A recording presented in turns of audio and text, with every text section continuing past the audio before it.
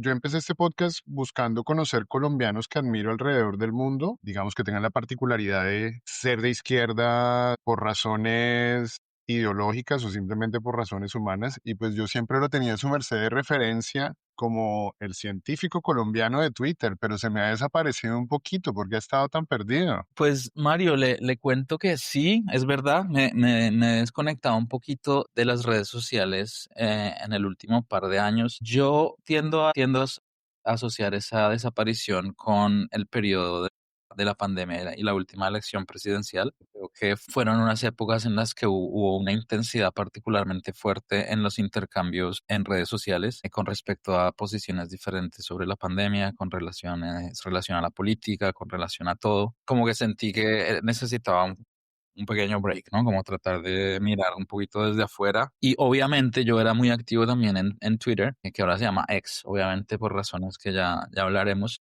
También políticas. también políticas, y por lo tanto también tenía poco interés en seguir muy activo en una red social en la que ya no me sentía muy cómodo.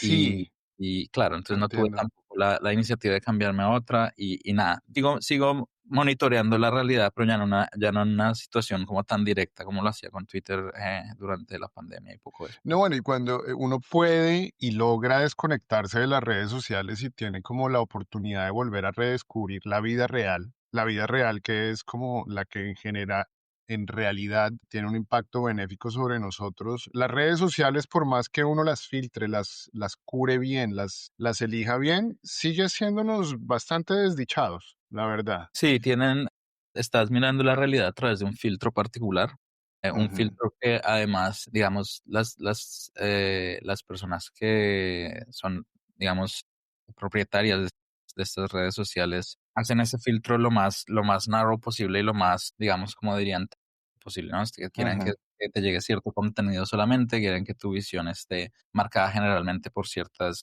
visiones, cierta forma de recibir la información que te hace más propenso o a resonar o a estar en completo desacuerdo con lo que ves. Entonces, esos filtros es exacto, difícil de sacarlos y es un poquito complicado formarse una visión completa de lo que está realmente pasando. claro.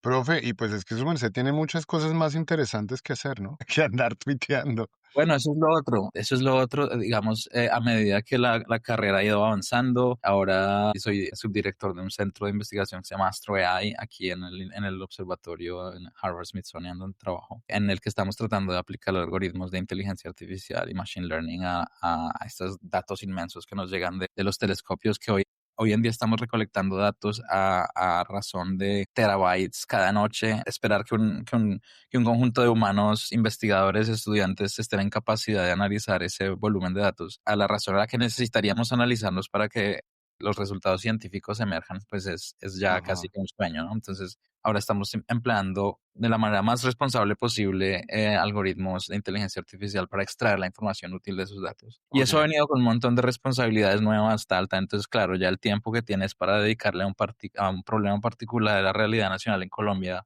se ve Va, un poquito sí. más reducido. Sí, sí, sí, sí. Yo por lo general tiendo a hacer una pequeña presentación de 1 minuto, 2 minutos sobre quién es cada persona, pero pues yo creo que su merced sí merece mucho más tiempo porque leí su hoja de vida y pues a ver, su merced es físico de la Universidad Nacional con maestría en astronomía de Leiden University, con PhD en astronomía de la misma universidad, profesor en Harvard. Es, Soy investigador en Harvard, enseño, digamos, la parte ajá, de docencia no hace parte de la descripción de mi trabajo. Enseño de vez en cuando hay un cursito que quiero ayudar a enseñar, sí, pero digamos, dentro de mis responsabilidades no está la parte de enseñar, estoy dedicado exclusivamente a la investigación. ok. ¿Y su merced ya lleva cuánto tiempo en Estados Unidos entonces? A Dejando ver, la yo bandera en alto. desde que terminé el doctorado me vine a trabajar aquí. Estaba haciendo el doctorado en Holanda, como mencionó. Estaba terminando en el año 2012 mi tesis doctoral que hice en la Universidad de Leiden en Holanda, investigando cosas de formación estelar en galaxias con el telescopio espacial James Webb, con el telescopio espacial Spitzer. Y justo después de esa tesis doctoral que defendí en junio del 2012, y pues encontré la oportunidad de venir a hacer un postdoc, ¿no? ¿No sabes eso que llamamos un postdoc? Que es básicamente una posición de investigación justo después del doctorado Ok. aquí en Harvard Smithsonian Center for Astrophysics y vine como con la idea de que iban a ser 2, máximo 3 años y la realidad me fue dictando otras cosas. Y aquí ya llevo 13 años, los últimos 13 años, un poco más de 13 años viviendo en Boston, en Massachusetts. Ok, la cuna de la ciencia occidental, básicamente. ¿Cómo está esta época de la historia para ser científico en Estados Unidos? Difícil, difícil, por muchas razones. Ciertamente Boston es uno de esos lugares en los cuales los elementos necesarios para hacer ciencia de manera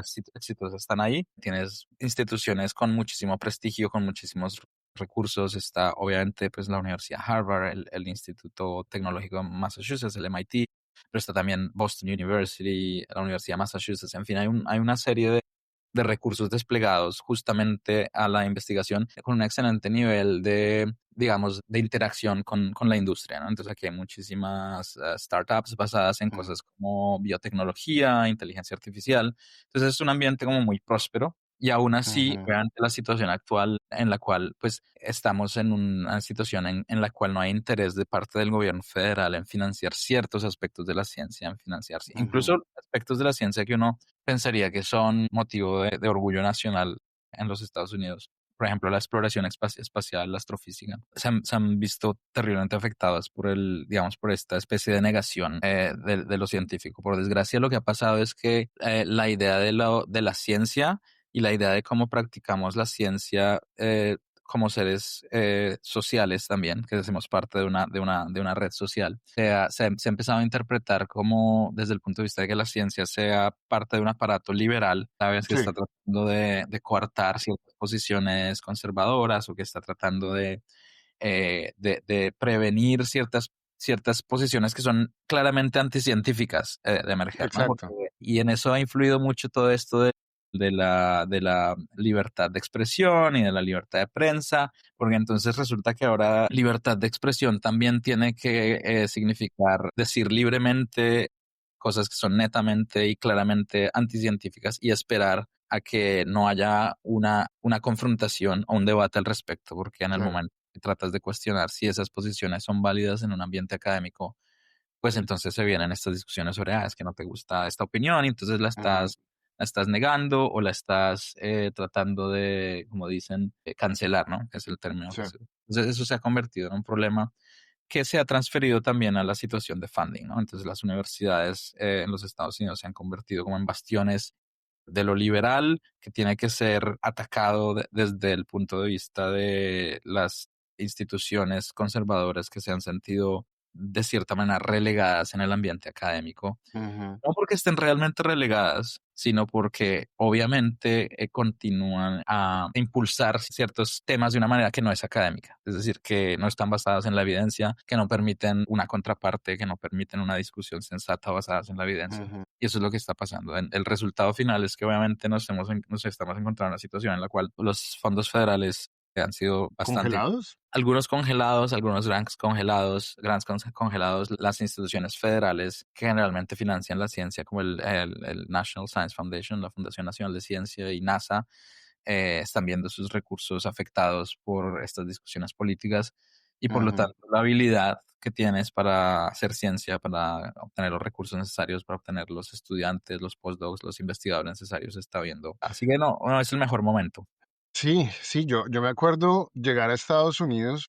Yo sé que aquí en este podcast hablamos desde el privilegio muchas veces y pues una de esas cosas que me dio el privilegio fue también haber vivido en Estados Unidos un año. Viví en Boston, de hecho, por los lados de Roxbury. Ok, sí. Yo en el gueto, La zona divertida, o sea, la donde zona divertida. aquí en Cambridge eso es una burbuja increíble, donde uno cree que vive Claro, hay que irse a Roxbury para experimentar la ciudad, de verdad. yo era el único latino en un gueto negro, pero después le cuento esa historia. Pero yo me acuerdo que de las primeras cosas que se rompen en las idealizaciones que uno hace del mundo desarrollado cuando uno crece en un país menos desarrollado, más pobre, es creer que uno llega a una cultura muy educada, muy sofisticada, muy bien informada. Y cuando Mm, llegué a Estados Unidos, lo primero que sentí fue ese agobio mediático, como esa enfermedad social tan densa. Yo encontré en la sociedad gringa una sociedad muy enferma y yo creo que es ese tipo de sociedades donde solo ahí donde puede proliferar. No es esa falta de interés hacia la ciencia, sino es como ese anticienticismo, antiintelectualismo que se ha desarrollado al punto de decir que la ciencia es desinformación y que la verdad está en Fox News.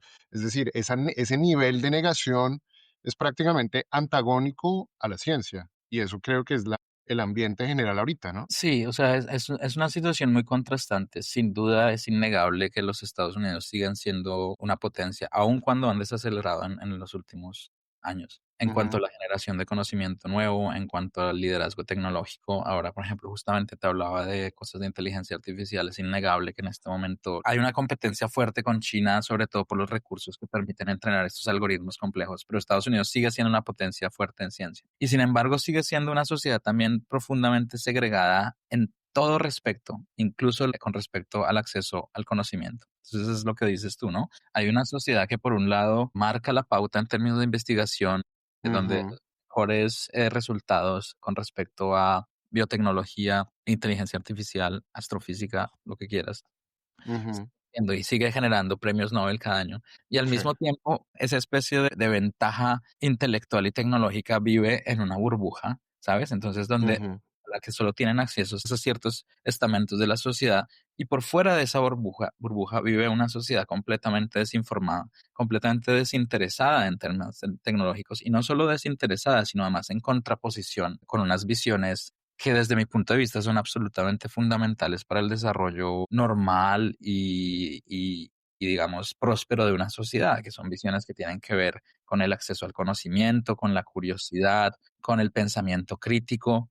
Entonces, eso que hablas de la sociedad enferma lo veo yo claramente. Es una sociedad en el que esa ventaja intelectual, esa ventaja tecnológica está aislada de la ujú, misma sociedad norteamericana. Hay personas allí en Roxbury o incluso aquí un par de paradas de metro de la Universidad de Harvard, a donde esa información no les llega. Los medios de comunicación, a pesar de estar en una ciudad que está completamente llena de conocimiento, esa información no les llega. ujú, Y viven en realidades paralelas que están básicamente determinadas por estas redes sociales, ujú. y estos medios de comunicación. Entonces, no, yo creo que lo que le ha faltado a este país es la forma de usar esa ventaja en beneficio de la mayoría de la sociedad. Aquí generalmente la ventaja tecnológica se ha usado en términos generales en beneficio de ciertos capitales, en beneficio de ciertos Sí. intereses privados y en contraposición al bienestar común. Obviamente siempre hay un beneficio neto del progreso científico que nos levanta a todos, pero Ajá. la desigualdad en ese acceso al conocimiento, la desigualdad en el acceso a lo que estas nuevas formas de conocimiento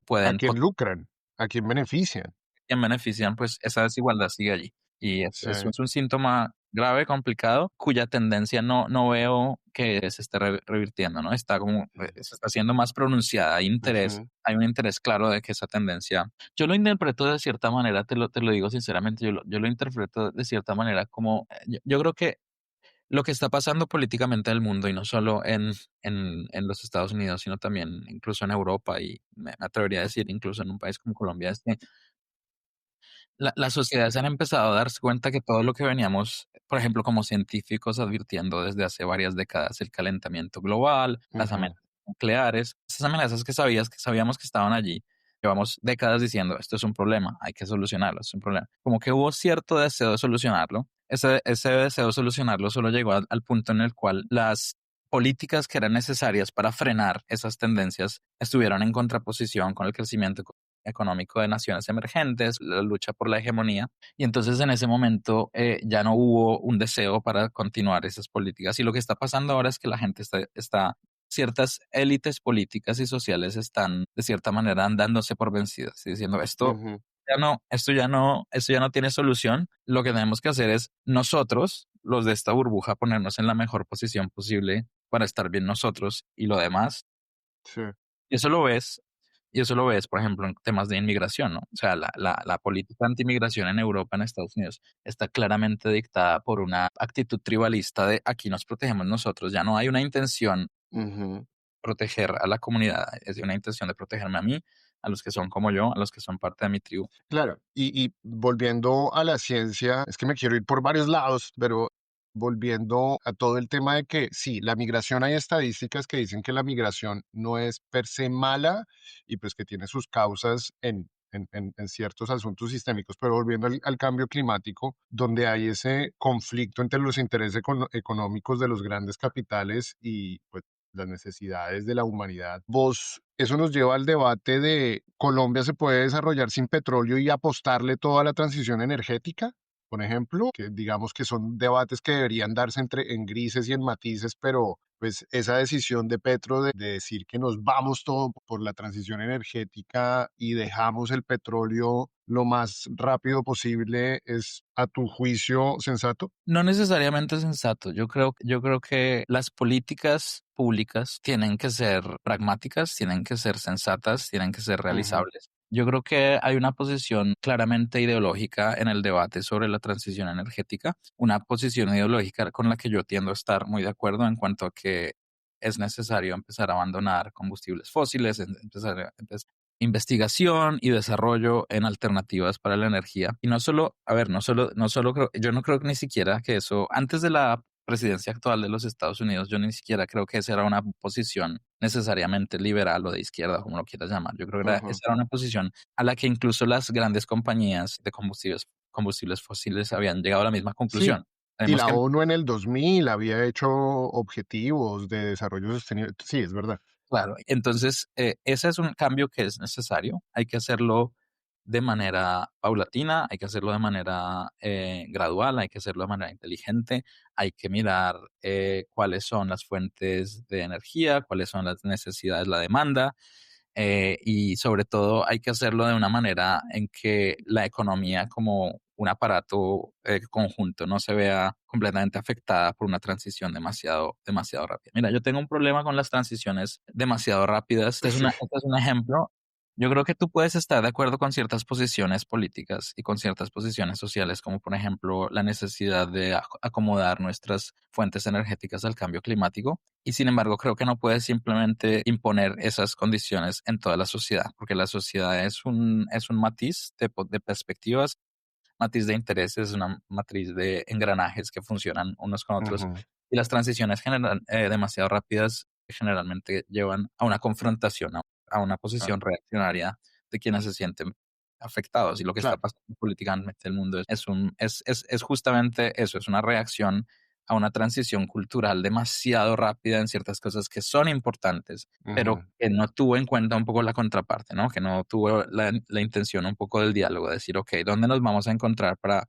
Yo quiero ir hacia allá, no te lo voy a imponer, quiero tratar de persuadirte de que esa es la forma. Eso nos faltó un poco y eso se está viendo un poco en las posiciones ideológicas también relacionadas al cambio climático. ¿Y dónde está entonces el sentido de urgencia desde la ciencia? Porque pues yo he visto que ya el reloj de la historia está llegando a su último segundo. Hace como 10 años los científicos se han encadenado en diversas entidades del gobierno para que les pongan atención sobre el cambio climático. Las Ujú. noticias ya últimas de que ya no hay punto de retorno con el cambio climático. Ese sentido de urgencia entonces toca seguirlo poniendo ahí. El sentido de urgencia está, o sea, esto no se trata de decir, no, bueno, vamos a hacer una transición muy tranquila, muy lenta, porque pues la economía y las grandes compañías, no, yo creo que el sentido de urgencia Ujú, sigue ahí. Lo que pasa es que yo lo que considero es que primero que todo, tiene que ser un movimiento global, es decir, poco ujú, va a suceder si Colombia en su proceso de desarrollo transiciona demasiado rápido y a costa de una posición en su escala económica por una transición demasiado rápida y no necesariamente bien pensada, mientras que China y Estados Unidos siguen en un programa completamente de desarrollo de combustibles fósiles, etcétera, etcétera.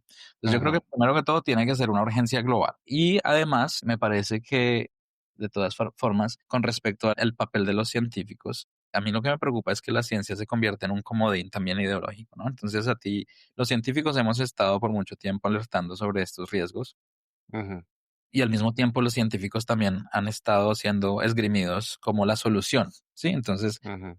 lo que sucede mucho es que te dicen, no nos preocupemos por este problema particular de la humanidad, porque los científicos van a encontrar una solución. Entonces, no me digas que es necesario ¿Y reducir no? combustible. ¿Y no la van a encontrar? No, no lo creo. Yo creo que la velocidad a la que pueden suceder cambios que puedan ser traumáticos para la humanidad, por ejemplo, el cambio climático, o por Ajá. ejemplo, el avance descontrolado y económicamente controlado de la inteligencia artificial, la velocidad a la que suceden esos cambios, la escala de tiempo a la que suceden esos cambios, son escalas de tiempo mucho más cortas comparadas con las escalas de tiempo en las que funciona la ciencia. Sí, Es decir, sí, incluso sí. si tú tuvieras toda la voluntad de solucionar problemas de la ciencia de manera que nuestro estilo de vida no tenga que cambiar. De todas formas, esa escala de tiempo va a ser mucho más larga y para cuando tengas una solución científica tal vez Ujú, sea demasiado tarde. Entonces, ujú, a mí me preocupa un poco eso de vamos a confiar en los científicos, vamos a seguir haciendo las cosas como las venimos haciendo, porque igual hay gente muy inteligente trabajando en una solución. Pero y ujú. mientras el proceso de la ciencia tiene su evolución natural, te vas a encontrar en situación en la que la solución ya, cuando llegue, ya no va a ser necesaria, va a ser demasiado tarde. A mí me genera preguntas cuando se anuncian que van a abrir una facultad de inteligencia artificial creo que ya anunciaron una en Bucaramanga, creo que anunciaron una en Santa Marta, puede que me equivoque, pero me generan preguntas, es como, bueno, ¿y de dónde van a salir los profesores? ¿De dónde va a salir, digamos, el conocimiento? Porque pues es relativamente una ciencia nueva, todo el tema tendrá mucho, si por mucho 10 años. O bueno, el Machine Learning viene desde mucho antes. ¿Qué se puede esperar de ese tipo de iniciativas educativas que buscan promover más allá de la ciencia la inteligencia artificial en Colombia? ¿Qué, Sí, qué crees? cerrando el punto anterior, yo creo que podemos esperar todavía mucho de la ciencia y de los científicos y creo que tenemos que vivir en sociedades que promuevan el valor de la investigación científica, de perseguir la evidencia y esgrimir conclusiones basadas en la evidencia.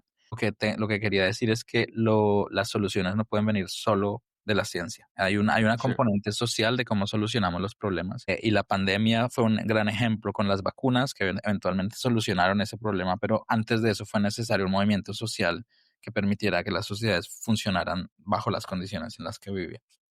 Entonces, creo que Pues de la ciencia es de la que tenemos más por esperar y de hecho prácticamente sí se volvió debe volverse una causa en sí misma, una causa política, la defensa de la ciencia, la defensa de la estadística, la defensa de los datos sólidos y creíbles. Prácticamente no era un tema liberal, pero ahora pues prácticamente la derecha la está poniendo en nuestra responsabilidad, dirías tú. lo más valioso de la ciencia es el desarrollo de mentes críticas, de mentes abiertas a ser cuestionadas por la evidencia, Ujú, la capacidad de dejarte persuadir por la evidencia de que tus suposiciones previas pueden ser corregidas y pueden estar ujú, incorrectas. Y eso sí. es, para una sociedad, eso es importantísimo. Volviendo al tema de la inteligencia artificial, yo creo que Colombia no se puede quedar atrás, al menos en su capacidad de educar a personas que estén en la capacidad de desarrollar estas tecnologías. Yo creo que ya estamos muy atrás y creo que vamos a hacer un esfuerzo, ¿sabes? Desde el punto de vista tecnológico, desde el punto de vista de conocimiento, desde el punto de vista de los métodos. Creo que el esfuerzo por educar personas en los métodos y en las teorías necesarias para desarrollar inteligencia artificial es un esfuerzo que es válido, que es necesario. Tiene que hacerse de una manera responsable, tiene que hacerse de una manera que tenga en cuenta también que el conocimiento, o sea, tiene que hacerse de una manera consciente de que el conocimiento básico solamente no te va a convertir necesariamente en un experto o en un líder mundial en estas cosas, porque por desgracia lo que está pasando es que lo que está lo que está, digamos, manejando el desarrollo de la inteligencia artificial a nivel mundial eh, no es una capacidad puramente teórica, es una capacidad técnica, la capacidad Ujú, técnica de consumo de energía y de acceso a CPUs y GPUs que entrenan estos algoritmos. Y ujú, esa es una capacidad que cuesta demasiado sí, dinero y que demasiado. por Colombia, por más que tenga el conocimiento, pues en este momento no va a tener. Entonces, eso tiene que hacerse de manera consciente, pero crear una conciencia de que de qué es la inteligencia artificial, de cuáles son sus ventajas, cuáles son sus desventajas, es una discusión que es necesaria en Colombia. Eso creo que es una discusión que no se ha tenido de manera abierta. Creo que todos estamos Ujú, pensando en las aplicaciones y en cómo ser más competitivos desde el punto de vista, digamos, comercial, pero no necesariamente lo que significa para la sociedad el desarrollo de esos algoritmos que hoy en día están llegando a niveles de sofisticación particularmente altos, incluso cuando digamos, la base teórica de esos algoritmos no ha cambiado en los últimos 8 años. desde el Ok. 2017 que salió un paper que básicamente sentaba las bases para el desarrollo del tipo de algoritmo que permite el entrenamiento de estos grandes modelos de lenguaje. Eso no ha cambiado, de manera que lo que hay que tener es una discusión sobre qué significa el acceso a los datos, hasta qué punto estamos dispuestos a permitir que las grandes compañías que hacen esto tengan acceso a los datos con los cuales entrenan sus algoritmos, porque están llegando a un límite. Ya ahorita ya están como completamente hambrientos por datos y están tratando de convertir todo, incluso tus comunicaciones personales, incluso Ujú. tus Google Docs, todo se está convirtiendo en combustible para estos grandes modelos de lenguaje y hay que tener unas consideraciones éticas sobre si eso es lo que queremos. Eso creo que Claro. esa discusión hay que tenerla frontalmente, en particular en Colombia, que está empezando a tratar de posicionarse en estos temas. Alguien ya habló de soberanía digital y en cuestiones de datos y eso, sí, pues hubo gente que se escandalizó por soberanía digital, pero sí es verdad que pues las grandes corporaciones están usando los datos de todo el planeta para alimentar sus lenguajes. Y de manera que no es necesariamente consentida. Ujú, Y además, el problema con estos grandes modelos de lenguaje es que además, al menos algunos de ellos, ciertamente más conocido de ellos, que pues es OpenAI, ChatGPT, por ejemplo, ujú, tiene una política de datos cerrada, es decir, que no tenemos idea de con qué entrenaron, no tenemos idea de exactamente cuáles son los parámetros del algoritmo que están usando. Entonces no sabemos cómo está siendo sintonizado sí, este algoritmo de cierta manera para producir ciertos resultados. Creo que tenemos que tener en cuenta siempre que estos grandes modelos de lenguaje son simplemente máquinas que predicen texto. Es decir, que ah, dado sí, un texto que tú escribes, ellos tratan de complementarlo con algo que es coherente con lo que tú has escrito en tu sí, prompt. Y lo hacen muy bien, pero lo hacen muy bien también de manera sintonizada bajo ciertos parámetros, etcétera, etcétera. Y confiar ciegamente en lo que pasa en estos algoritmos es un riesgo grande y es algo que las compañías están empezando a usar. Vamos a usar este LLM para hacer catastro, vamos a usar este LLM para ujú. hacer identificación de criminales, ¿no? Ok, ¿Cuáles son los parámetros? Eso es complicado. entonces básicamente bajo esas condiciones en lo que estaría en capacidad una sociedad como la colombiana y el Estado colombiano sería generar facultades para que nosotros aprendamos a usar lenguajes creados en Estados Unidos o en China y no tanto a desarrollar y a entrenar nuestros propios lenguajes. De ahí estaríamos muy lejos pues para ese objetivo. Pues hay que empezar en alguna parte. Yo creo que sí, el uso de tecnologías existentes, que es el uso de tecnologías existentes es básicamente lo que define la ciencia y la tecnología en Colombia. Es decir, piensa en inteligencia Sí, artificial, pero piensa también en desarrollo espacial. ¿Cuál ha sido el desarrollo espacial en Colombia? Ha sido agarrar cosas prefabricadas en Alemania, ensamblarlas en ujú, Colombia. O sea, me acuerdo mucho del satélite. Y bueno, tal vez estoy siendo injusto porque no conozco exactamente qué está pasando actualmente en la escena colombiana, ok, pero hasta hace unos años ese del desarrollo espacial de colombiano era comprar materiales prefabricados y preinstalados en Alemania, ensamblarlos en un laboratorio en Bogotá ujú, y luego pagarle a los rusos para que lanzaran el satélite colombiano desde Kazajstán. Esa ha sido la política de ciencia y desarrollo tecnológico en Colombia. Entonces, con la claro, inteligencia artificial nos puede pasar algo similar, aunque sí, estamos innovando y estamos innovando, escoger el modelo de ChatGPT y ajá, aplicar unos datos de catastro en Colombia y decir, bueno, eso es innovación. Puede que sea innovación, pero hemos pensado en los detalles, hemos pensado en cuáles son las posibles alucinaciones de estos modelos, en general, datos que no sean completamente correctos.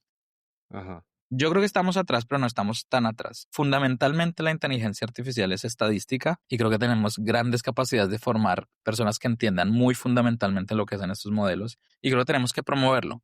Tenemos que promoverlo ok, en paralelo a una conciencia social, lo que significa el uso de estos modelos, lo que significa para nuestro propio desarrollo cognitivo, lo que nuestros propios procesos de aprendizaje. ¿Cómo aprendes sí, tú ahora a escribir o hacer código de computador si todo lo estás escribiendo como un prompt y te lo está dando ya un sistema que te da ya el producto finalizado? Y parte de lo que tenemos que hacer es tomar responsabilidad por cada cosa que generan estos algoritmos. Si tú usaste ChatGPT para escribir un reporte, entonces tienes que especificar exactamente cómo lo usaste y ajá, además responsabilizarte por cada palabra de lo que salga allí. Eso es algo, claro. es un proceso que la gente todavía no Y, tiene claro. y ha sido un desgaste, porque yo Yo hace 2 años que descubrí la inteligencia artificial, yo quería meterle inteligencia artificial pues hasta el café y me puse a estudiar y quería que en las empresas donde yo participo lo metiéramos en todos los sectores y todo eso. Y 2 años después, incluso varios científicos, Neil deGrasse Tyson salió a decir que, pues, que el AI no pasó de ser más allá de un gimmick en muchos aspectos. No llegó el futuro Terminator, los robots no se van a tomar el mundo, pero de hecho los impactos más graves ha sido la generación de contenido basura, la mediocrización de la gente que ya ni siquiera sabe hacer prompts, pues obviamente el TDAH yo creo que se va a disparar aún más. Vos como profe, ¿cómo has visto eso? ¿Cuál ha sido el impacto de la inteligencia artificial en los estudiantes? Bueno, al menos en los de Estados Unidos. Pues claro, es una discusión compleja, profunda. Lo primero que voy a decir con respecto a lo que acabas de decir es que cualquier predicción que se haga actualmente sobre lo que va a pasar o lo que ha sido o lo que será la inteligencia artificial es un poquito, como dicen los gringos, hand wavy. O sea, yo creo que ni siquiera los grandes expertos en inteligencia artificial han llegado a un acuerdo sobre cuál es el verdadero riesgo de que esto se devuelva demasiado complejo y se salga de nuestro control. Eh, Ujú, Prefiero tener visiones variadas sobre lo que puede pasar. Yo creo que hay un ujú, riesgo de que estas tecnologías se usen de manera que sea nociva para las sociedades. Yo creo que es verdad que un mecanismo como este se puede usar en principio para diseñar un nuevo tipo de virus, un nuevo tipo de arma nuclear, un nuevo tipo de agente químico, en fin. O un sistema de estos puede interferir con el sistema financiero de un país y hacer que una economía colapse, en principio. Estos son riesgos reales. ujú, Ahora, que eso se convierta en robots que nos ataquen, pues eso es otra discusión.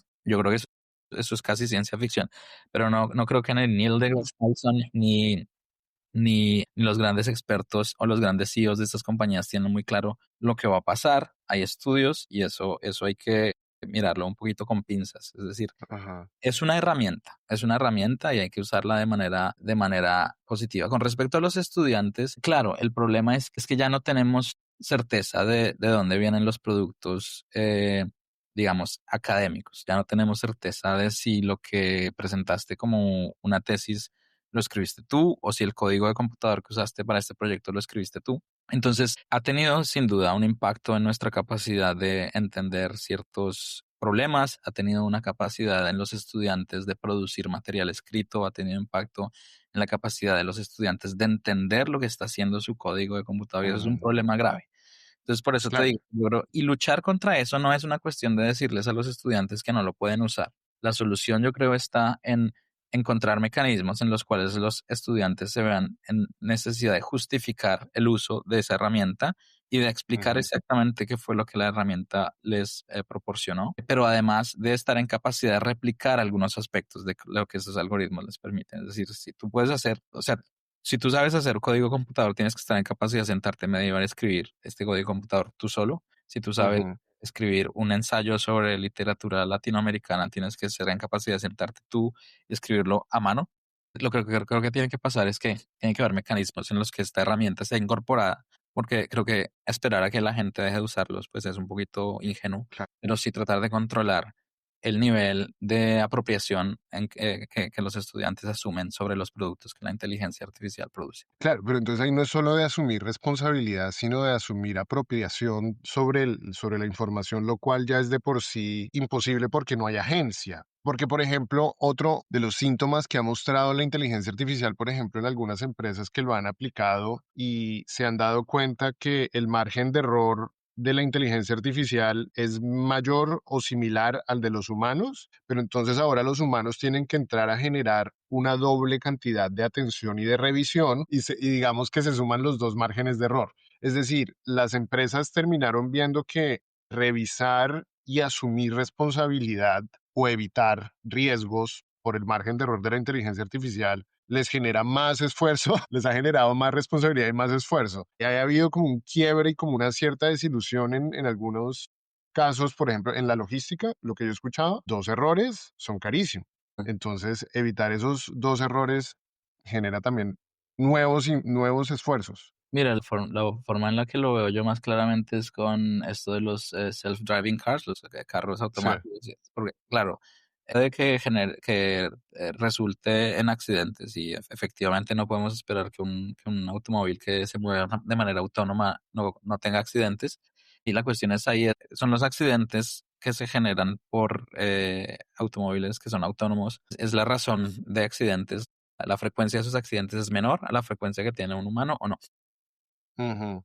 Ok. Tú dices, bueno, el margen de error es similar, puede que en algunos aspectos el margen de error sea similar, en otras actividades intelectuales puede que la inteligencia artificial tenga una ventaja con respecto al nivel de error que tienen los humanos y puede que en otros aspectos, en aspectos demasiado que requieren razonamiento profundo y que Ujú. requieren incluso computación matemática compleja, porque los algoritmos de inteligencia artificial todavía no son particularmente buenos en resolver problemas matemáticos complejos. Sí. Están haciendo mejores en ciertos razonamientos, en ciertas cosas, pero no están necesariamente bien equipados para resolver problemas numéricos complejos. Hay cosas en las que son mejor, menores, hay cosas en las que son iguales, hay cosas en las que son peores. Lo que yo creo que el balance que hay que hacer es, claro, ¿cuánto te cuesta tener un mecanismo adicional de revisión de los errores que hacen estos algoritmos versus cuánto tiempo te ahorraste? Porque antes tenías que leer a mano 700.000 documentos Ujú. de la empresa que manejas y te gastabas 2 semanas haciéndolo versus ahora te gastas solo 2 horas haciéndolo y ahora tienes que obviamente hacer esa capa adicional de control, pero al menos te ahorraste las 2 semanas de lectura de esos documentos. Eso es como que Claro. compensa de cierta manera, pero estoy absolutamente de acuerdo en que esa capa de human in the loop es todavía absolutamente necesaria. Confiar ciegamente en ciertos resultados de la inteligencia artificial, sobre todo cuando impactan directamente aspectos económicos, sociales o incluso legales de ciertas personas. Sabes que estos algoritmos se están empezando a usar para hacer decisiones judiciales, por ejemplo. Ujú. ¿Hasta qué punto queremos realmente hacer eso en este momento? ¿Hasta qué punto queremos relegar la responsabilidad de nuestras decisiones a algoritmos que han sido, entre otras cosas, Ujú. entrenados con ciertos datos, con ciertos sesgos, con ciertos parámetros y con ciertas sintonizaciones que pueden ser perjudiciales para ciertos grupos sociales, etcétera, etcétera? Eso tenemos que incluirlo en el loop Ujú. de desarrollo tecnológico que necesitamos promover en Colombia también sobre el uso de inteligencia artificial. Y eso sonaba a ciencia ficción hace 10, 15 años. La película esa era Minority Report, de algo de similar. Y también a ciencia ficción sonaba eso de que un billonario tuviera una red social y pudiera entrenarla para ser medio nazi, ¿no? ¿Te acuerdas que Grok al comienzo, no sé si seguiste esa historia, Grok al comienzo era progre, reprogre, woke, más o menos, cuando Elon Musk la lanzó, y luego pues se supo que hubo una serie de manipulaciones al interior de Grok y Grok cada vez se estaba poniendo más conservador, más facho. ¿Cómo se entrena una inteligencia artificial para ser mala persona? Yo estoy muy consciente y muy de acuerdo contigo en que algunos aspectos que estamos viviendo de la realidad actualmente en este planeta son un poco distópicas. Es decir, yo sí creo Sí. que, yo sí quiero, o sea, yo sí quiero dejar clara una señal de alarma. Yo creo que en este momento la sociedad tiene que reaccionar ante lo que se está convirtiendo en un control total de los medios de acceso a información por ciertos intereses sociales, políticos, económicos. Esa es una alarma Ujú. que hay que sonar, porque de otra manera simplemente vamos a seguir convirtiéndonos cada vez más en presa de estos intereses. Es muy fácil entrenar el output de un algoritmo para que te diga ciertas cosas. Estos son algoritmos que están controlados de dos maneras fundamentales. Una son los datos con los que entrenas, es decir, cuáles son los Ujú. datos y qué peso das a ciertas fuentes versus a otras. Y dos, los parámetros del sistema mismo, es decir, qué filtras, qué no filtras, etcétera, etcétera. Entonces, los algoritmos se pueden entrenar casi que, digamos, las personas que tienen control del sistema tienen control absoluto, de cierta manera, sobre la forma en que el algoritmo está siendo entrenado y sobre la forma en que el algoritmo está siendo parametrizado. Y esas dos Ujú. cosas son suficientes para hacer ciertos ideológicos o hacer ciertos cambios en la forma en que el algoritmo responde a ciertos parámetros. Y por lo tanto, dado que en paralelo la gente confía más y más en estos algoritmos para tomar ciertas decisiones, ese es un Sí. problema grave. Es decir, ahí tenemos que simplemente intervenir. El Estado, ¿ves? Mira, en tiempos de crisis, yo creo mucho en la fuerza del Estado. Es decir, Yo creo que si el Estado existe para algo, es para prevenir justamente que estos intereses particulares primen sobre el interés común. Una de las grandes discusiones que me sacó de la esfera de las redes sociales durante la pandemia fue justamente esa discusión, hasta qué punto el Estado es necesario que intervenga el Estado para proteger el bien común con respecto al bien individual. La pandemia fue el ejemplo claro de ciertos intereses tratando de llevar a la sociedad por ciertos caminos de abramos la economía, de todo esto va a solucionar, vamos a tener vacunas, versus ciertos estados tratando de proteger al sentido común con algunas medidas que algunas personas consideraban que atacaban sus libertades individuales sin haber pensado primero en cuáles eran las libertades colectivas en las cuales teníamos que pensar.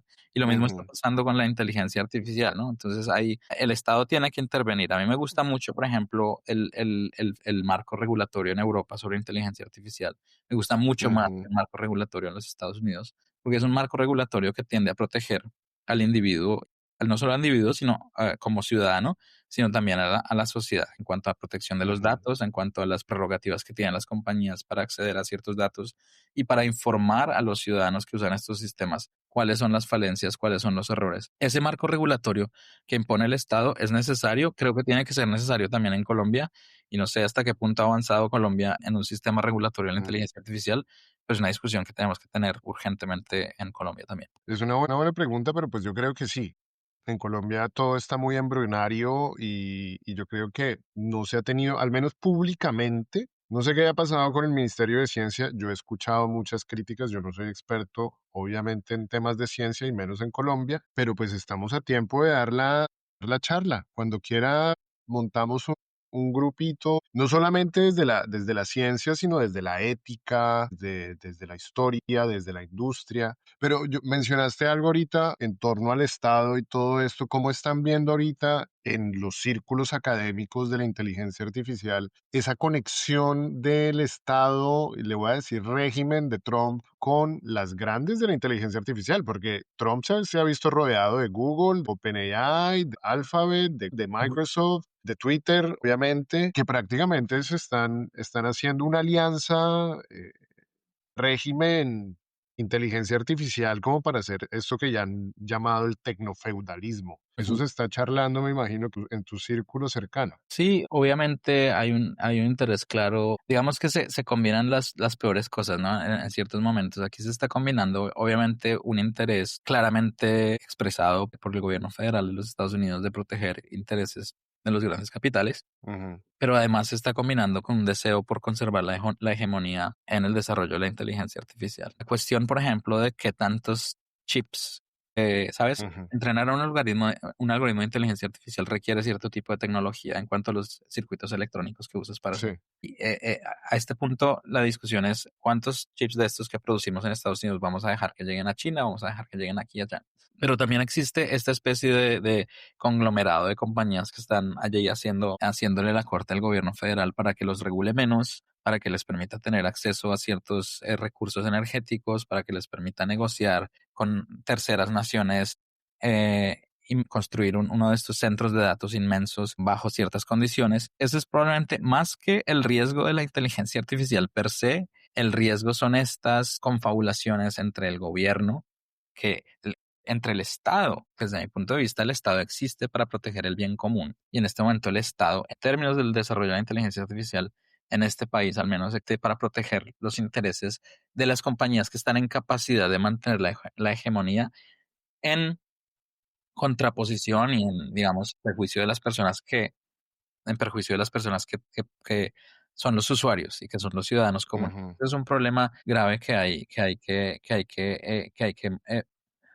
solucionar. Y ujú, es difícil en el ambiente político actual, que obviamente hablábamos de una sociedad enferma al inicio de esta conversación.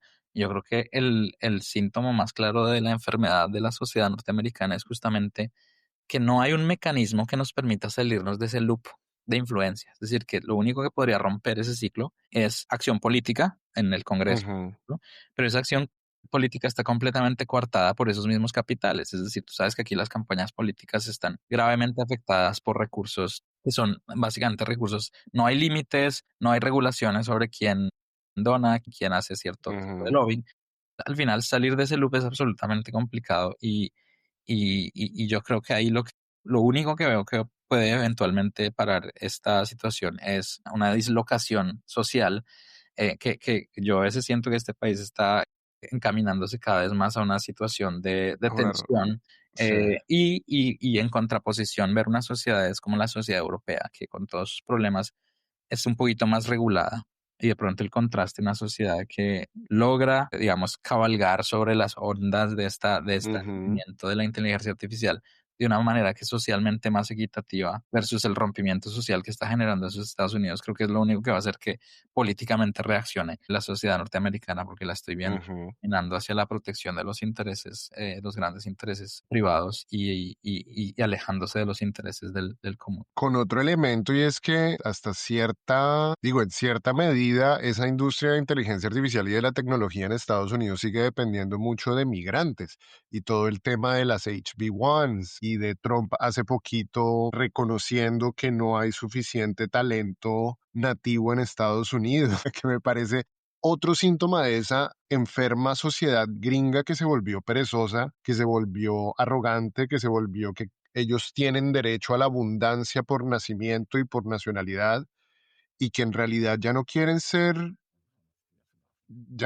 científicos, quieren vivir del Bitcoin y de sus inversiones en Wall Street, pero siguen siendo los inmigrantes los que llevan el conocimiento. Sí, y creo que la administración Trump en esto se ha encontrado con un dilema, porque creo que lo tienen claro, como lo están empezando a admitir ellos mismos, en cuanto a que no hay suficiente talento, ¿sabes? En todos los sectores de la actividad productiva. Es que no estamos hablando ni siquiera de talento científico, estamos hablando de cosas básicas como la producción de alimentos, etcétera, etcétera. Hay una fuerza laboral necesaria que viene de afuera. Y efectivamente el gobierno federal se está encontrando con una realidad en la cual eso, hay cada vez más presión de las compañías para que los procesos migratorios sean favorables para el tipo de fuerza laboral que es necesaria en este momento, y al mismo tiempo tienen que mantener su discurso antimigratorio, etcétera, porque es lo que Ujú, están pidiendo las bases. Yo creo que allí, al final de cuentas, el gobierno lo único que va a dictar cómo se maneja esta cuestión de las visas, por ejemplo, las visas H, va a ser suficiente presión de nuevo de las grandes compañías que van a decir, no, pero es que no sirve traer a las personas que vienen de la China y de India, que son los que saben hacer este tipo de programación, que ujú, además nos es económicamente viable porque son personas que están, digamos, de cierta manera también esperando salarios más bajos, con respecto ujú, a lo que obtendrían en sus propias naciones. Entonces, eso es lo único que, más que cualquier consideración social o ideológica, lo que está controlando la discusión sobre inmigración, y con inmigración en este caso me estoy refiriendo a inmigración calificada, es hasta qué punto el discurso de que no necesitamos más gente que venga de afuera está en contraposición con la realidad en la cual es la gente de afuera la que está justamente permitiendo, el control de la hegemonía de los Estados Unidos en cuestiones como inteligencia artificial. ujú, Los científicos que trabajan en inteligencia artificial en los Estados Unidos, yo me atrevería a decir la gran mayoría no nacieron en este país, han llegado a hacer investigación de otras partes del mundo, y si los Estados Unidos quieren mantener ese nivel de control sobre, el desarrollo de la inteligencia artificial, van a tener que seguir trayendo eso. Y al final eso es lo que está pasando. Las regulaciones se anuncian, se espera que haya una reacción en la opinión pública, sí, estamos siendo duros con la inmigración, y luego hay una especie de retractación, decimos, no, bueno, vamos a hacerlo así, porque así es como nos funciona para que la economía nos funcione bien. ¿Y qué esperas que pase tú? Ese punto de quiebre. Yo ahorita con todo el lío de Epstein y todo, yo estoy esperando que los MAGA hagan otro enero 6 y vayan y saquen a Trump, pero todo puede derivar en cosas peores, ¿no? Yo lo que he visto en Portland, en Los Ángeles, en Chicago, esos enfrentamientos que uno nunca había visto en las calles gringas, sí muestran que la gente está muy al borde de esa revuelta, rebelión. ¿Qué esperas tú que pase? ¿O qué crees tú que pase? Bueno, es un poco lo que te decía antes. Yo creo que obviamente hay un descontento, curiosamente, no necesariamente curiosamente, de manera que no me sorprende en absoluto, también en la base, digamos, republicana, MAGA, pro-Trump, porque las políticas, que tienden a proteger ciertos intereses privados terminan por afectar a la gran base social, sin importar de dónde Ujú, venga esa base social ideológicamente. Es verdad que en Estados Unidos se han visto cosas recientemente que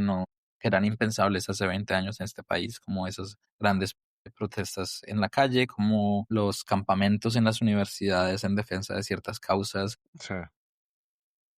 que entre la policía a una universidad, como sucedía todavía en las universidades ujú, públicas en Colombia, era algo que no, casi que no existía en este país. Y eso ujú, son signos tempranos desde mi punto de vista de un descontento social que si no se frena, eventualmente va a terminar en una ruptura social.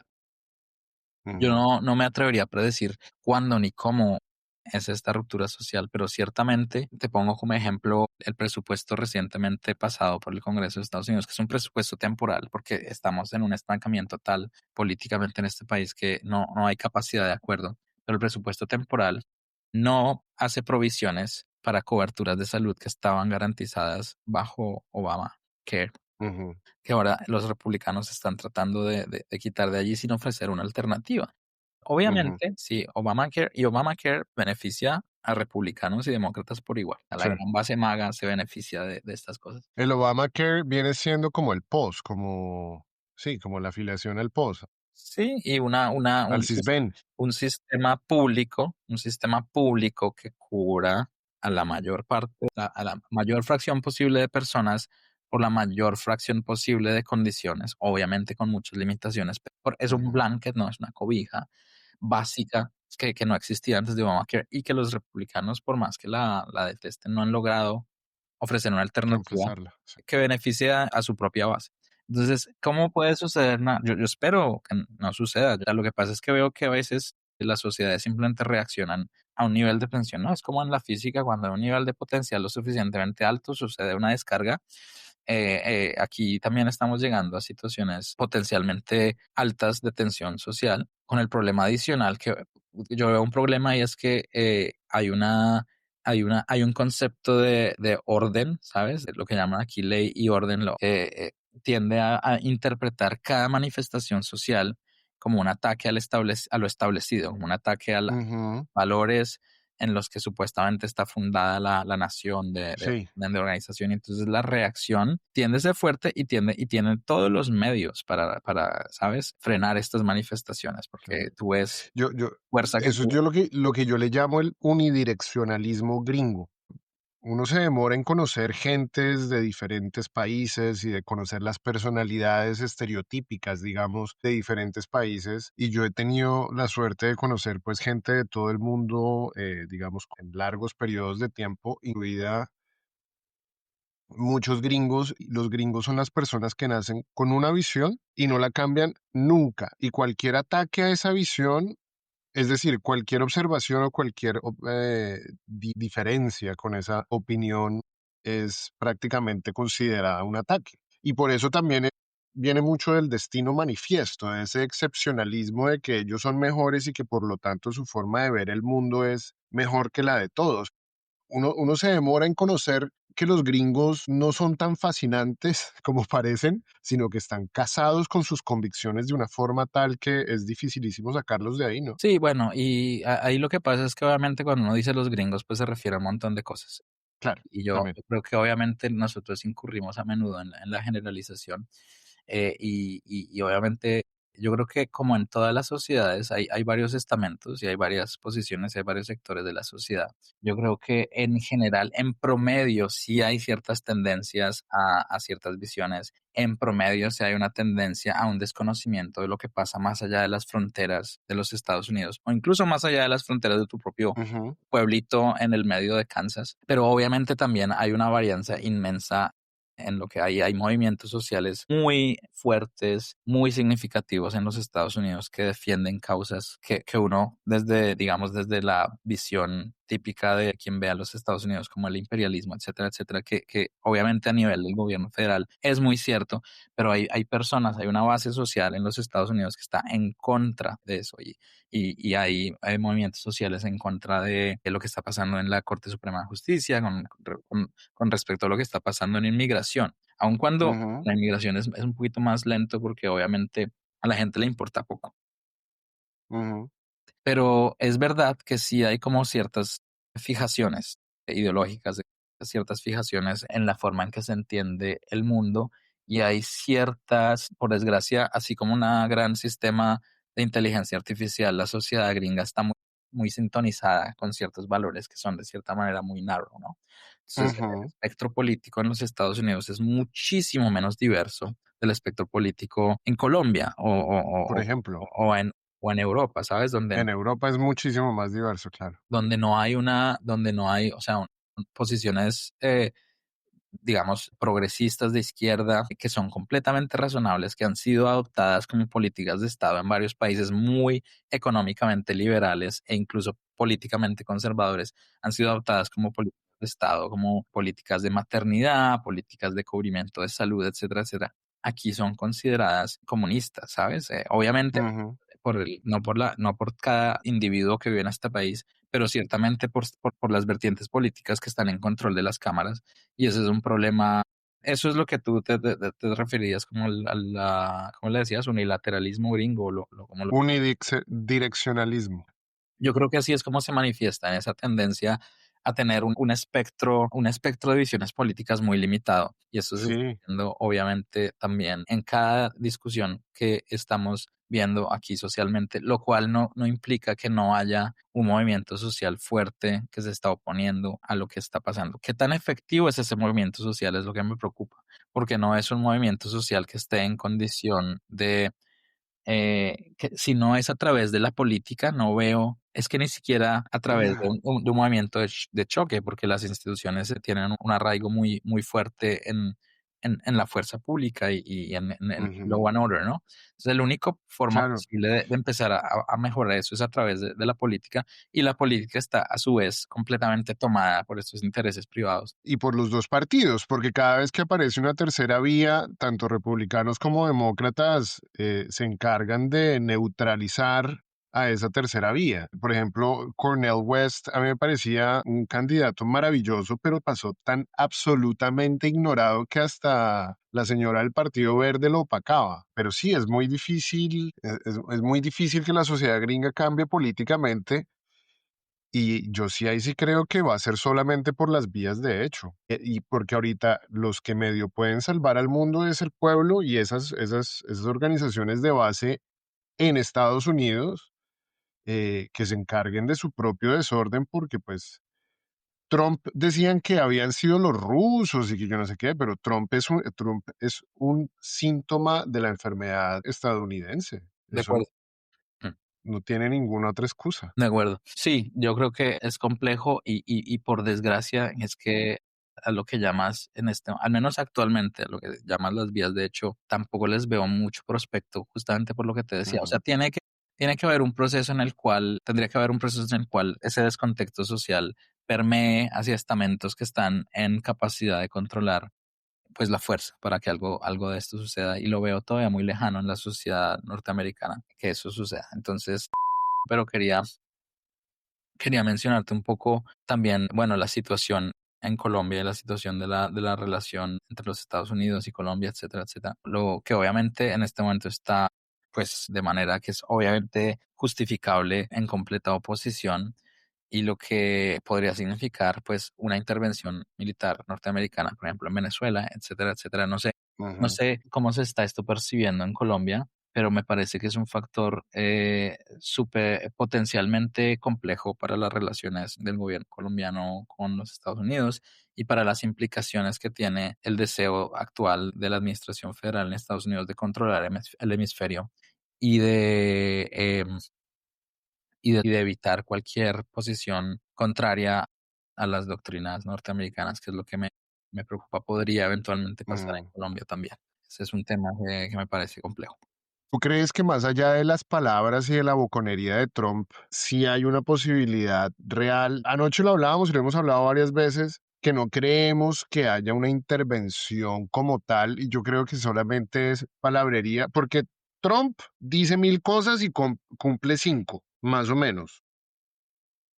Sí, no, yo creo que, a ver, yo tampoco creo que eso sea inminente. Yo creo que en eso siempre hay como muchas consideraciones meticulosas sobre la capacidad de éxito de una operación como esta. Creo que, además, creo que realmente lo que le interesa a la administración actual de los Estados Unidos no es necesariamente eh, una remoción ideológica de un líder comunista o socialista o como quieras llamar al gobierno Ujú, de Maduro. Yo creo que el acceso a los medios económicos, y esto de nuevo conecta con la inteligencia artificial, porque obviamente, aparte obviamente del petróleo, el acceso a lo que llaman tierras raras, que es una industria que obviamente potencia el desarrollo de chips para entrenar algoritmos de inteligencia artificial, también tiene que Ujú, Venezuela también tiene acceso a algunos de esos recursos. Y entonces, seguro. yo creo que más allá o sea, el interés por preservar la hegemonía me parece, aún en el marco de la posición del norteamericana, ese interés por mantener la hegemonía económica tiende a primar sobre cualquier posición ideológica, ¿sabe? Entonces creo que al mismo tiempo que Trump está amenazando con los portaaviones en el Caribe, está también dejando abierta una puerta de diálogo con Maduro, que Con Maduro. básicamente va a ser un diálogo de sometimiento económico, obviamente, Ajá. y a cambio de una permanencia política que le permita a Maduro maniobrar y salir lo mejor librado posible de una situación que para él también se está convirtiendo en insostenible. Entonces, Ujú, creo que es poco probable intervención inminente, al menos física, de ujú, norteamericanas en Venezuela, pero sí creo que la presión va a seguir continuando, que sí que va a haber operaciones de inteligencia en Venezuela, que sí que se va a tratar de forzar a Maduro que esté de acuerdo en ciertas condiciones de extracción de recursos de Venezuela, si quiere al menos tener la capacidad de negociar una ujú, salida lo menos traumática posible del gobierno de Venezuela. Que yo creo que eso sea legítimo, ¿no? No creo que sea legítimo que haya ningún tipo de intervención de ninguna otra nación en lo que está pasando en Venezuela. Y sin embargo, vivimos en una época en la que estas cosas son literalmente posibles y en la que por más que tú estés en desacuerdo o en acuerdo, va a haber un momento en el cual los intereses de los Estados Unidos pueden resultar en acciones que de otra manera se considerarían impensables o ujú. violación de la soberanía nacional de un país. Pues es que yo creo que los intereses de los gringos pasan sobre todo principalmente por los mercados a los que ellos acceden y Colombia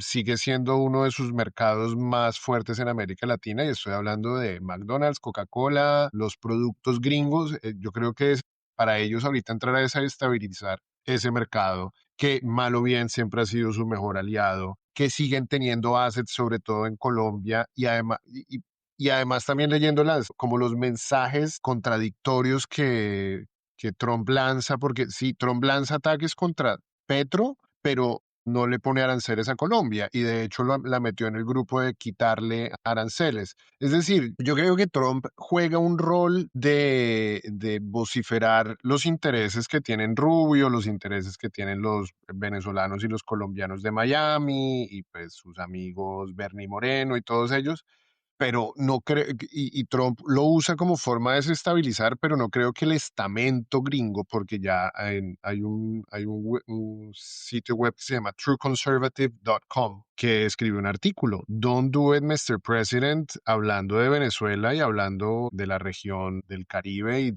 del hemisferio occidental específicamente. Y yo creo que además Trump ahorita termina año en medio de un escándalo absurdo porque esto de los archivos de Epstein va a seguir dándole en la cara porque está todos los días, pues ya cada vez más claro que el presidente de Estados Unidos es un pedófilo.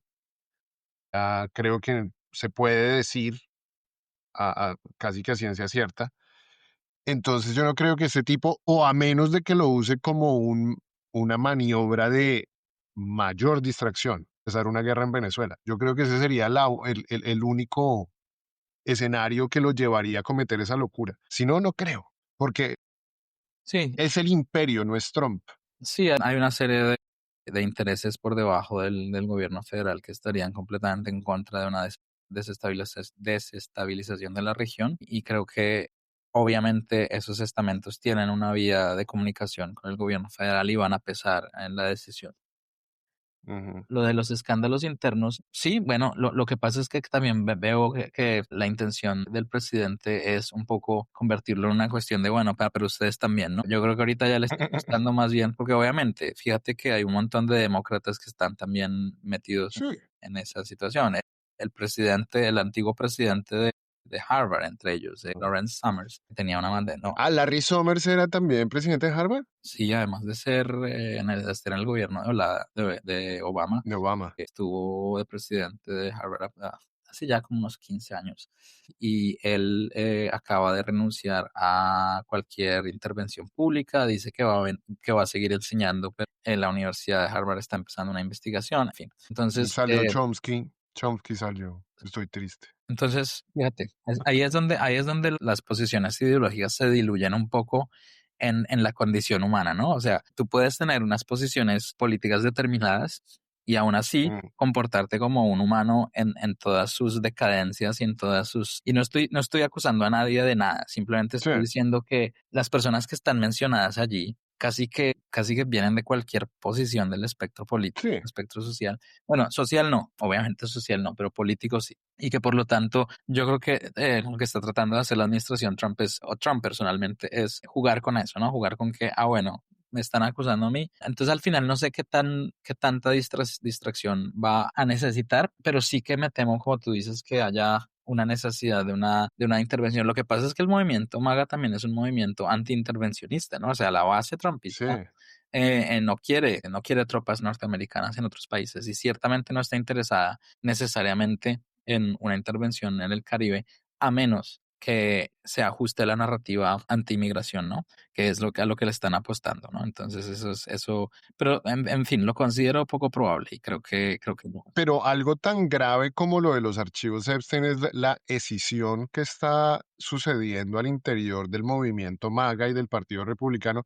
Republicanos contra Trump hay hace mucho, pero lo que está sucediendo es que el MAGA se está dividiendo entre los America First, los de Marjorie Taylor Greene, que ya ha habido vainazos en medios, ya se están atacando, se dijeron traidor y traidora respectivamente, y se está dividiendo la base que más fanática de Trump se está dividiendo por el tema de los pedófilos, por el tema de Israel, por el tema de la plata que le mandaron a Argentina. Si Trump pierde esa base de fanáticos ciegos, que esa es, pues digamos, los que miran Fox News y le creen todo a Fox News, ahí perdería la poca legitimidad que tiene en números. O sea, cualquier escisión de la base trumpista es obviamente de cierta manera hasta cierto punto catastrófica para el movimiento y para la persona de Trump. Y creo que Ujú. obviamente justamente perseguir esos intereses económicos o geopolíticos está empezando a causar rencillas internas en el movimiento. Y creo que ahí es donde los demócratas tienen una oportunidad para tratar de crear una, ¿sabes? Una separación entre estas dos facciones que sea electoralmente provechosa para ellos. Creo que ya hay Sí. signos de que dentro de un año, cuando sucedan las elecciones de medio término, yo creo que ya hay razones para pensar que el movimiento, el Partido Republicano y el movimiento MAGA en particular no van a tener el mismo tipo de performance que tuvieron en la última elección. Siguen como están actualmente. Ujú. Entonces va a ser un año de ajuste, va a ser un año en el que el presidente tratará eh, de seguir su discusión a la base al tiempo que toma decisiones geopolíticas o económicas que no necesariamente se acoplan a la narrativa que lo eligió para el poder en el primer lugar.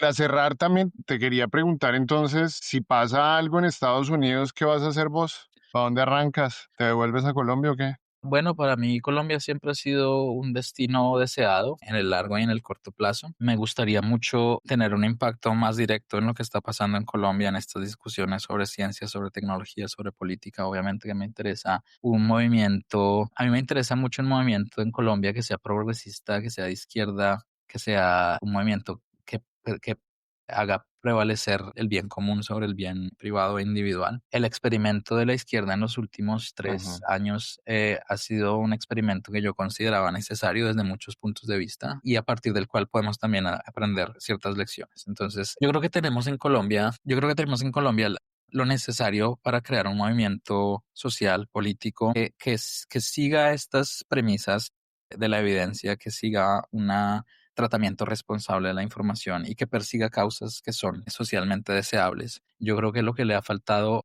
al gobierno de Petro ha sido justamente esa parte un poquito más informada, más basada en la evidencia. Yo creo que el éxito de la izquierda depende de ciertas posiciones ideológicas claras, necesarias, que defendemos muchos, y también de unas decisiones y de unas políticas basadas en la evidencia. Mencionaste el Ministerio de Ciencia hace un rato. Creo que el Ministerio de Ciencia es un caso claro de algo que yo me habría esperado que un gobierno de izquierda Ujú, hubiera hecho mejor. ujú, Yo sueño con un movimiento de izquierda que le dé valor a la actividad científica como pilar de desarrollo de una nación. No lo he visto en este gobierno tampoco. Y yo creo que si en algún momento la posibilidad de volver a Colombia a contribuir a un proyecto que esté basado eh, en la evidencia, en el conocimiento, en el pensamiento crítico, sin abandonar las banderas de ujú, la igualdad social, del progresismo, por supuesto que me interesaría muchísimo tomar parte y desde aquí, obviamente, a través de los años he tratado de hacer lo posible para mantener a una sociedad colombiana informada en la ciencia, en las consecuencias de ciertas decisiones, en cómo ciertas posiciones políticas tienen efectos claros en el desarrollo de una sociedad, como esto de que todas las opiniones son bienvenidas. En principio es cierto, pero en principio mm, también ciertas opiniones hacen más posibles el debacle, ujú, incluso la extinción de una sociedad. Y por lo tanto, estas ujú, discusiones me encantaría tenerlas en el contexto actual de Colombia. Ahora que empezamos la temporada electoral, pues sí que me ujú, interesaría participar en estas discusiones. Y volver, por supuesto que se mantiene como una posibilidad. Obviamente hay todo tipo de consideraciones familiares, etcétera, etcétera, al respecto, ujú. pero a medida que bueno, yo tengo hijos pequeños que ya no están tan pequeños y a medida en que ellos también tomen sus propios caminos, yo también recuperaré un poco de la flexibilidad para tomar decisiones. Y Esa es la esperanza de todo padre. la esperanza de tu padre que nunca no siempre se cumple necesariamente, ¿no? Yo estoy tomando todas las medidas para que Sí. sea así. Y bueno, eventualmente, si un regreso a Colombia se pinta en el horizonte, por supuesto que me gustaría tomar parte de esa discusión de una sociedad. Ah, okey, qué bacano. Estás abierto, pues, a volver a trabajar por el país, por la causa, pues.